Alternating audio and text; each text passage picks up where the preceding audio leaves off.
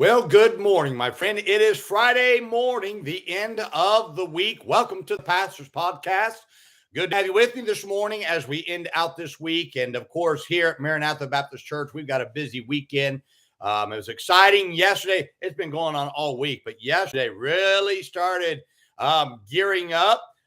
Brother Bruce Godwin and Brother Jim O'Daniel started getting the smoker ready for the meat that we're preparing for Sunday for our hog roast, and looking forward to a wonderful weekend. Man, we've had soul winners out all day yesterday, more going out again today. We started yesterday morning about 10:30. I know some went all the way up to probably about 8 o'clock last night, and just trying to get people in for this Sunday. You know, whatever happened to those type of days where people just said, let's see what God can do. And those, I remember as a boy, those were exciting days. And now as an adult and a pastor, it's still exciting. I'd encourage you, get yourself in a church. If you're in a dead church, get out of it. You say, I don't have any church around here. Then move. Get yourself in a place where you can see God work. I'll be honest with you. I would not go to a dead church that's doing nothing. I'm going to get myself in a church that's alive, reaching the souls of mankind. If I had to move 1,000 miles, I'd move. I've done that a couple of times. Why? You say why? Because it's important to be in church and have a church that's doing something for God for the next generation. And I'd encourage you, hey, you stay busy. Do something big for God. Well, today, I want to talk about byproducts of faith. In Hebrews 11:1, the scripture says, now faith is the substance of things hoped for, the evidence of things not seen. The saints in Hebrews 11 are certainly great believers because of what they did, but it was their faith that made them heroes of the faith.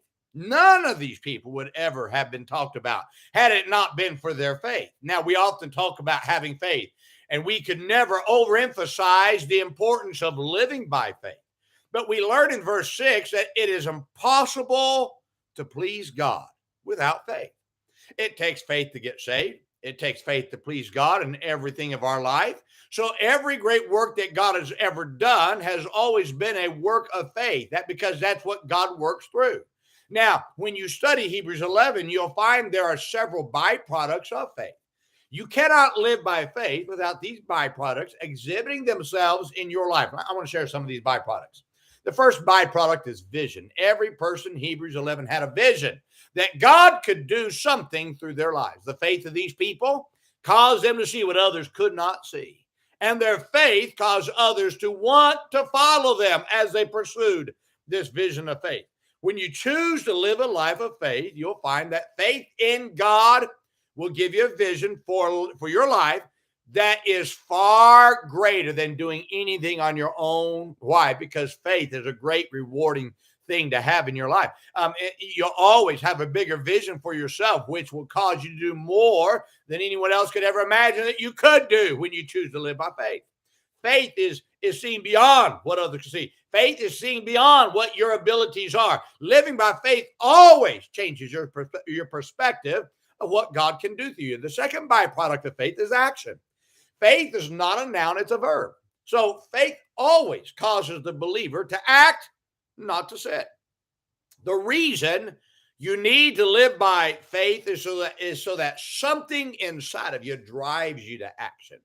You see, without faith, you don't have anything inside of it, no catalyst inside of you that challenges you to do something great for God. The reason so many sit in today's Christianity is because they have no faith. Faith springs you to action because it's a verb. The third byproduct of faith is great expectations. Faith causes you to expect more than average. Faith causes you to expect more than you can see. People who live by mediocrity, people that live by mediocrity are not living by faith, because when you live by faith, mediocrity will drive you crazy, but you expect more. But faith causes you to expect more from somebody and from yourself. Your bar of expectations rise beyond what you can see when you start living by faith. The fourth byproduct of faith is great attempts for God. When you start living by faith, you will rise, you'll risk everything for God. But nobody has ever risked. I want you to listen to me. Nobody has ever risked everything for God and ever found God not to honor their great faith attempt. You see, God never allows you to outgive him by faith without him recompensing more than your faith has ever imagined. So you can attempt great acts of faith, but you'll always find that God's going to show you, your faith wasn't big enough. You know why he does that? It's there to challenge you to do more. Now, the fifth byproduct of faith is a never quitting attitude. Verse 13 says, these all died in faith, not having received the promises. I think these great patriarchs of the past are much greater Christians than many of us today because they never saw the promise come, yet they kept on going. Faith takes quit out of your options, and it gives belief that God's going to somehow come through. Doesn't matter what you face. Doesn't matter if it comes through after you die. Faith says, I'm not going to quit. Living by faith is the only way you can serve God successfully. Now, my friend, let me ask you something. Are you living by faith? Are you doing something by faith?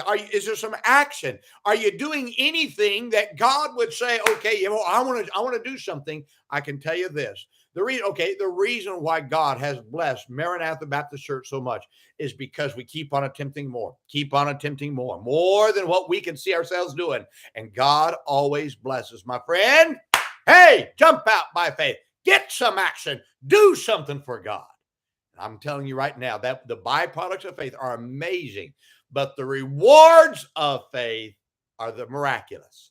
And boy, one day when you get old and you can look back, say, I remember this day when God came through. Don't you think that those who saw the Red Sea parted, saw the fire come down from heaven, those who saw the walls crumble, those who saw God send manna from heaven, don't you think when they got old, they looked back and said, boy, wasn't that something that God parted the Red Sea? You know why? Faith always gives you those great miraculous stories that you can tell the next generation so they can do something great for God. This weekend, I want to challenge you. Do something great for God by faith. See what God can do. Well, I hope this is a challenge to you today. Now, let's remember this weekend, be good to everyone. Everyone's having a tough time. Have a great weekend, my friend.